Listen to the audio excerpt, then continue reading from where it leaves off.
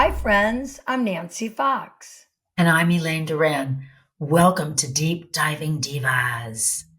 On this episode, we are going deep diving into clutter. Ooh, let's be honest. How many of you are looking around your den, your office, your bathroom, whatever, and you're thinking, oh my goodness, I've got piles of clutter. And maybe you're thinking, hey, I'll just ignore it and maybe it will magically disappear. Yeah. Come on, we all know it won't. Well, we've got to help Lynn because Lynn the Organizer is going to be on with us today. She is going to give some really good tips and guidelines so that you don't have to look at that mess on the floor anymore. I can't wait. Let's get started. Hey there, friends, it's Nancy and Elaine. They're the Deep Diving Divas, it's quite a name. They're diving deep into the things that matter most, from friendships to family and so much more. Join them each week for a splash of fun. Welcome, Lynn the Organizer. Lynn, thank you for joining us. So nice to meet you. And so nice to be here. Thank you. You know, I actually, Lynn, met you probably about 5 or 6 years ago when you joined our book club, and you always have been so kind. You've always wanted to have it at your house. Nobody wants to have it at their house. I thought, what is wrong with this lady? What is she offering? Because you would come home from work and you were so calm when we came in there with a million things, and we were all bringing potluck. You found everything quickly. You went to the drawer. You knew where all this, everybody wanted, where I need a scissors, I need a vase, I need a napkin, blah, blah, blah. And you always were like that. And I finally said to you one day, you are so organized. And you finally said, you told me, you said, well, actually, that's what I do for my business. I'm an organizer. I was like, oh my gosh. So tell us, Lynn, give us these secrets, give us these tips, help. Well, I was first involved in the film business doing product placement in film and television. And one of the people I had worked with, and I was retiring, and she said to me, Carol, I have a proposition for you. I would like you to work with me. She's a real estate broker. I need to get the house ready for the multiple listing photographs. So could you go and help my client clean off countertops, get things organized and put in place and make it look good for photos? So that's actually how I started. And it's developed since then and been great. I love all the people I meet. So let me ask you, and be honest, but what happens if you walk into like someone's house for the first time and it is an absolute mess? Like maybe they're hoarders and it's just all over the place. Do you look at it and go, I think I just want to run out of here, or you want to throw everything out? I mean, what do you do? How do you start?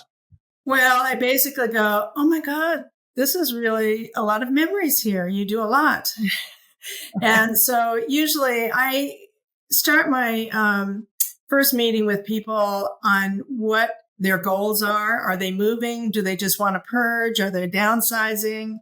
And I start there and get the input from the client as to what their goals are and what they want to do. So depending on that, that's where I go from there. So yeah, and the hardest part is getting people to get rid of things. Everybody, all of us, we want to hold on to everything we've got, I guess. It makes us who we are. So let me ask you, that's talking about things that we hold on to, like books. You know, I think that all of us have collected so many books over the years, and we have shelves and shelves of books, and you don't know what to do with them. I know one of my friends did a great thing. She took a stack of her beautiful cocktail table books. She stacked them up into 2 piles and put a really nice piece of glass over it and made it into a little cocktail table. I love that idea. What a good idea. Yeah, maybe you could use that. But so what do you tell people when they have these books that are so near and Well, dear?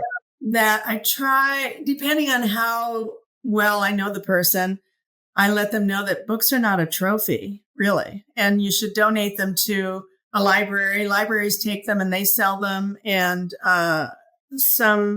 if I one time had a client in Beverly Hills, they'll pick up the books. So we donated 1,229 books to the library. Oh my God. And the sad part is people hold on to them too long. Most people don't read them more than once, and they hold on to them too long. Then the subject matter of the book when it's 20 years old, people don't even remember what it was. So best to get rid of or pass on or share while the book is still relatively new so that people want it.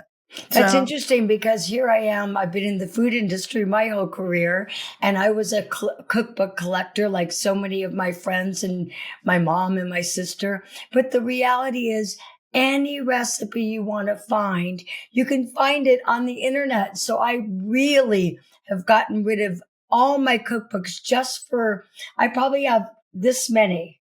And the ones that I cherish. And so with cookbooks, can people cut out the recipes that they like and make their own book of cherished recipes that they know they want to make over and over again? What do you recommend? That's what I did. I went through all my cookbooks, and if there's 3 or 4 recipes in a cookbook, I didn't tear the page out because I wanted the book to be good for somebody else.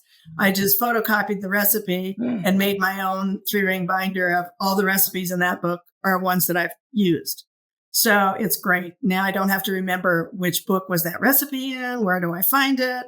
So now they're all in one book. So it's a great way to do it. And I suggest it to people as well. But let me ask you, so then you have these pieces of paper. That kind of takes me to the topic of, really papers. Would you say that papers are the thing that you find the most in people's homes that are, the clutter that's caused by them? Kind of take us through it if you were to come into someone's home.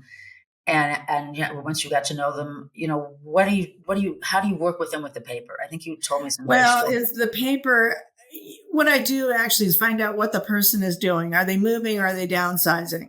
Then we go through what are their goals and we make piles of what you want to keep. And I first tell them, call relatives, your children, whoever, and find out if there's anything that they want and get rid of that first. And then, because in most cases I've had maybe by now, at least 100 clients. And I'm telling you, not one of them have their kids wanted anything. You can give them money, but they don't want the china. They don't want the crystal. They don't want the sterling. They don't want any of it. I haven't found one client that's their kids wanted anything. Okay. So Lynn, stop there for a second. Maybe I'm unusual then because I'm a little bit of a sentimentalist. I'm not a hoarder. I'm not a collector. But when it comes to things like my parents' dishes, even though I've got my own set, I want some of them when my mom's gone. And the reason being, we had so many wonderful, cherished memories, family gatherings that I thought it would be really nice for me to enjoy it, set my table when my mom is long gone.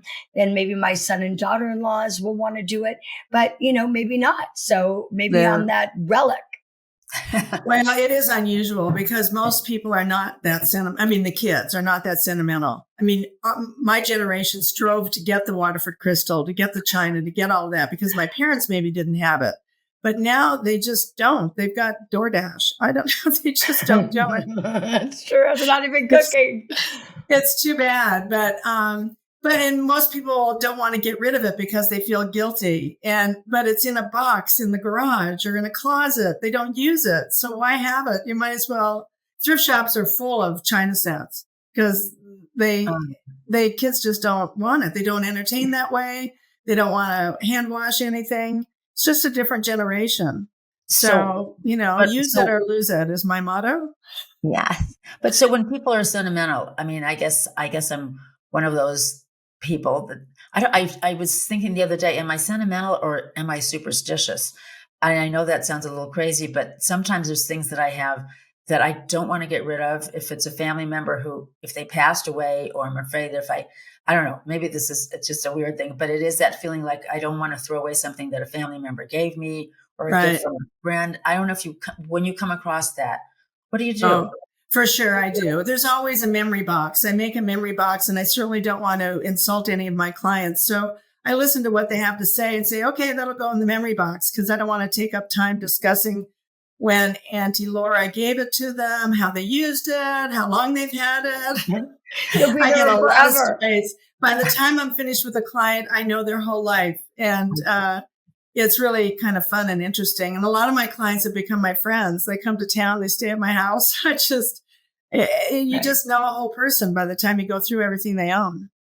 So, and paper-wise, you're asking, Elaine, about people hold on to paper. I just did someone's garage that there were 50 boxes of paper and they didn't even belong to her.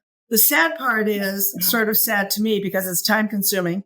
They want to go through the box because they're not sure what might be in the box. So, I say, okay, here's the box. I set the client down and I bring them a box at a time and they go through it and then we throw it away. But it's just, there's a curiosity. I mean, we're all humans. So the curiosity of it all to see what was there and people just hold on to paper. I have several clients that will not get rid of their paper. And it's too bad because it doesn't do them any good and it causes them, a little bit of anguish. So, and I think the government, IRS, definitely I think they just changed the law. It used to be, I have to keep 7 years, but I think it's now, is it 3? I'm not sure, but I think I keep 7 years of my paperwork. Mm-hmm.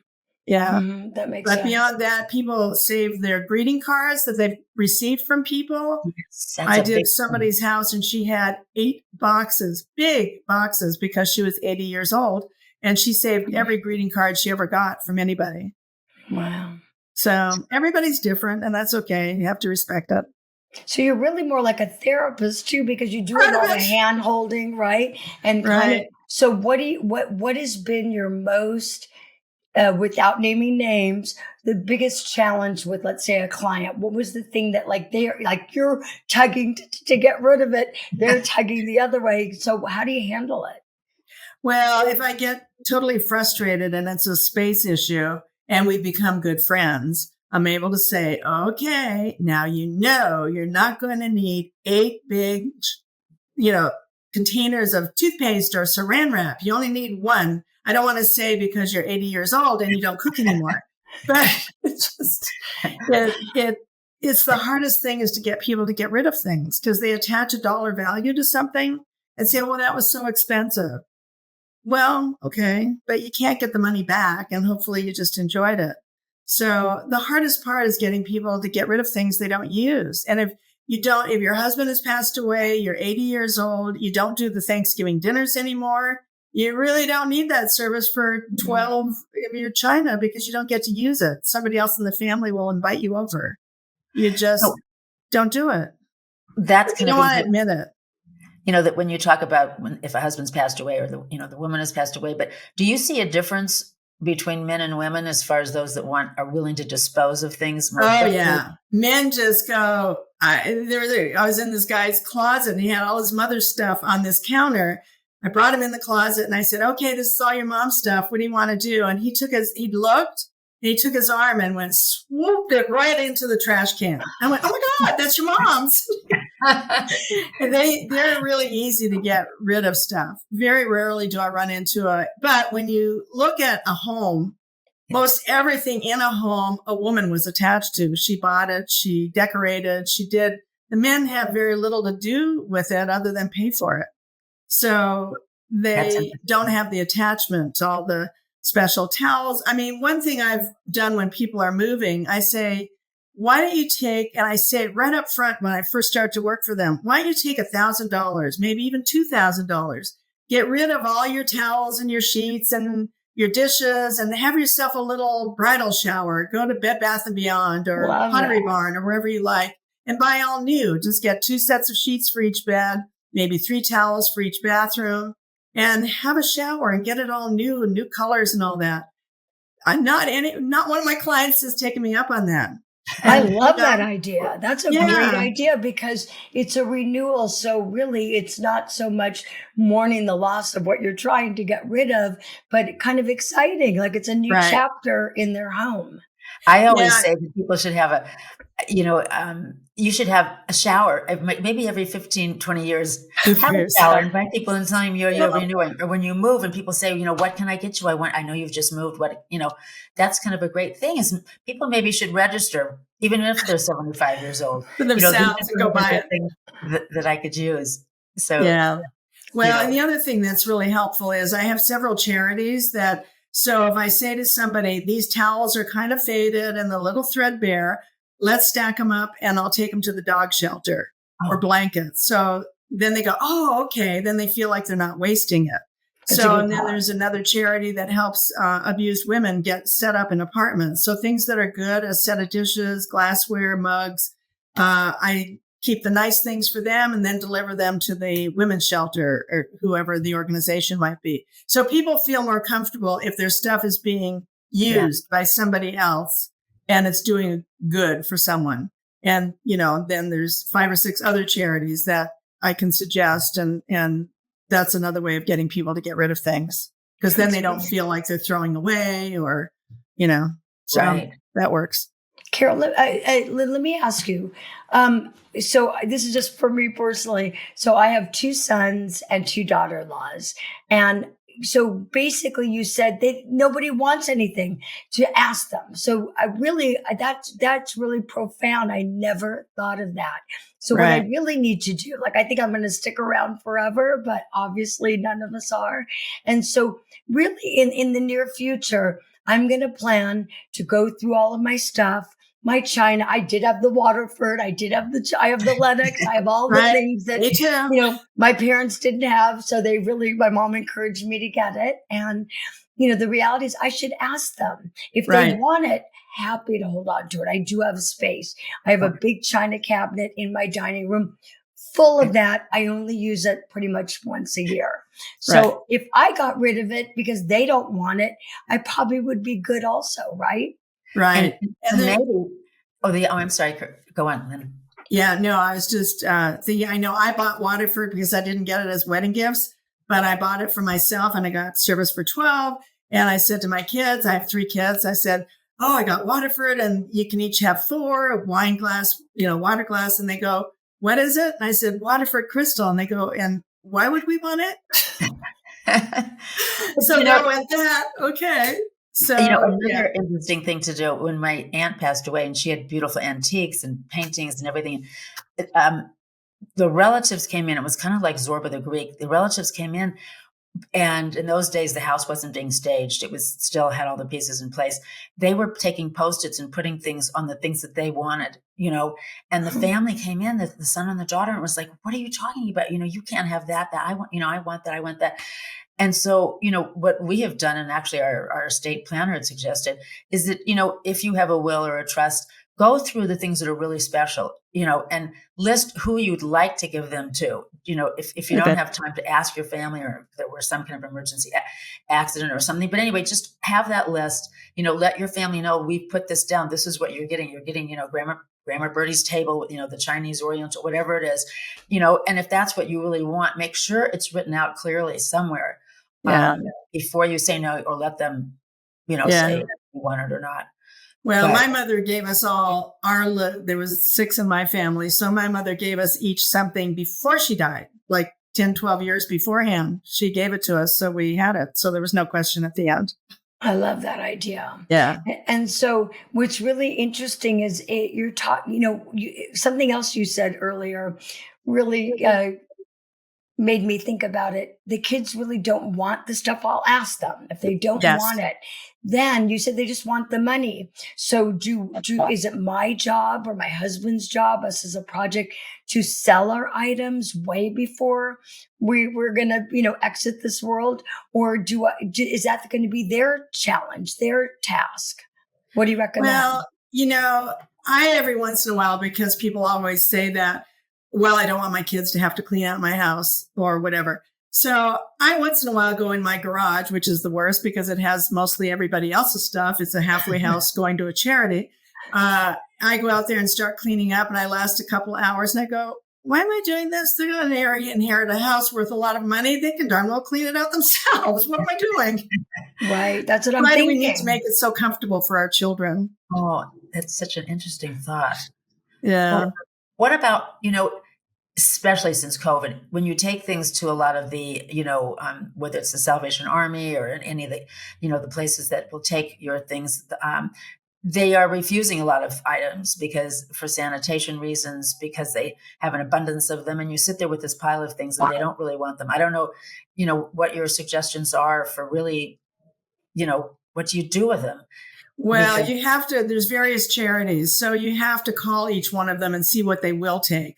And some of them, they won't take furniture because they don't usually it's because they have a truck with one driver. So if it requires 2 people to lift something onto the truck, they won't take it. So there, you just have to research the charities and what they can do and what they can take. So, and then, for electronic waste and shredding, I mean, there's real estate brokers that do free shredding and electronic waste every few months. So you can do it that way to get rid of that. And a lot of times I take all of that for the people that I'm working for so that it's out of their house and it's done and makes it look like I did a good job. That's good. So, Lynn, we're going to have to wrap up soon. We have a few minutes. What I'd like to do is maybe if they can't afford somebody like a professional organizer like you, and they have this daunting task, maybe give us 3 steps. Like step 1, do what? Step 2, step 3, what? How do they even begin the daunting task? Well, I think you can, and people are really, it's very difficult because it looks too overwhelming and people go, I can't do this. It's too overwhelming. And they just freeze up. So some clients I've gone in and I just tell them what to do and then they do it. Or it's a friend and I tell them what to do. And I certainly don't charge everybody. So, but I tell them to take one room at a time and just do one room at a time and go through a closet or a desk drawers or whatever it might be. And if you haven't, especially bathrooms with cosmetics that don't last forever, throw away stuff that's not any good. So that's a good start. At least you know what to throw away. And then it's the giveaway part. And I did do a garage sale once for somebody. She had so many things and they were so nice. There was nothing negative about anything, but her garage was so full. I said, I'm more than happy to do a garage sale for you. I will not charge you, but not one thing can go back in the garage. And she goes, oh, okay. So the garage sale was over. She made a little bit of money. And I said, remember the deal? She goes, I know, nothing goes back in my garage. I said, that's right. It's going right in my van and right off to the cancer center. So she said, okay. So, so I try to work with people and try to help them. I can see where they are. And so most people don't want to do a garage sale, but they would like to have money for stuff. But I don't get involved in selling anything. It's not worth the time. And there's places you can go with consignments. So I have lists of places people can take things, especially designer clothes and that kind of thing. In China, there's places you can sell it or consign it. So I give them a list of what they can do with their good items and let them do it. But so it's, basically a room at a time, drawer at a time. Does make you feel good. You should write a book, or you should put it somewhere, because that would help everybody just to kind of get started. All right, Lynn, I don't want to embarrass you, but do you know how about like the shoemaker's wife and they have no shoes? When you get home from these busy, busy days of packing and hauling and everything else, what does your house look like? Well, sometimes I say to myself, gosh, I need to hire myself and clean up this mess. And other times I say, I think I'll invite somebody over and it'll make me clean it up.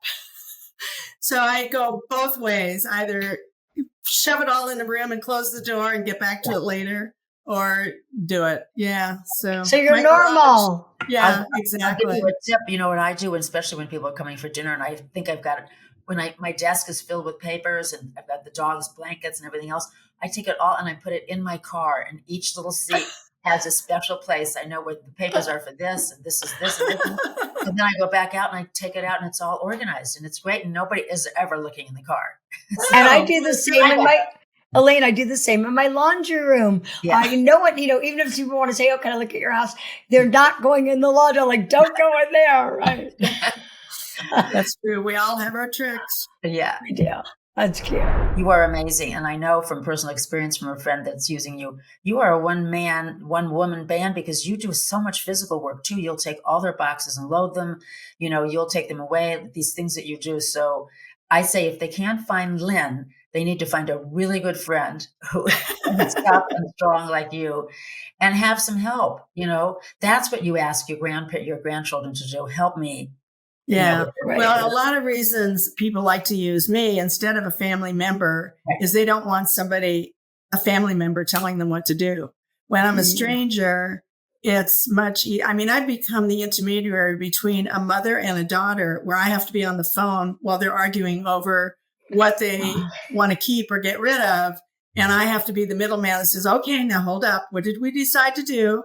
And because they won't talk to each other. So I get in the middle, and then the daughter says, Mom, you need to do what Carol said. Or Lynn, Lynn, I know you go by Lynn, Carolyn. I do both because it's Carolyn. Right. Yeah. So Lynn, we have to stop here, but thank you so much. So it's clear you're a therapist. No wonder you're the organizer extraordinaire, because it sounds like you do everything. Both Elaine and I want to thank you so much for joining us today. Thank you. We just touched the surface. There's so much food for thought, and I got to start with my daunting task. Hope you'll come back. Hope you'll come to my house. Yeah, anytime. Thank you. I want to welcome you again. Thank you. Thank you. Bye-bye. That was great having Lynn on. I learned a lot. Nancy, what was your favorite takeaway? Oh my goodness, there was so many, but you know what my all-time takeaway was? What? I need to meet with my kids, my sons, my daughter-in-laws, because it sounds like Lynn said they don't want my, beep. And one of the things really that I did take away was I think it's going to help me not being late all the time, because I'm always running around looking for the glasses, looking for my keys, my purse, find a place to put them. She made that really clear. So I'm going to work on that, and I'm going to run out of excuses about why I'm late if I get too organized, but I'm going to try. Okay. Thank you so much for joining us. Remember, email us, thedeepdivingdivas@gmail.com. And don't forget, we're on Instagram, Facebook. We want to hear from you on all the social media. We're at Deep Diving Divas. And Elaine, Yes. I tell everybody, I think they'll enjoy the show most on our YouTube channel. Yes. Tell everybody why. Because they'll be able to see us. You'll see us laughing and making mistakes and having a good time. And most of all, you'll see our guests. Okay, till next time. Thank you, everybody. I see you soon. Bye.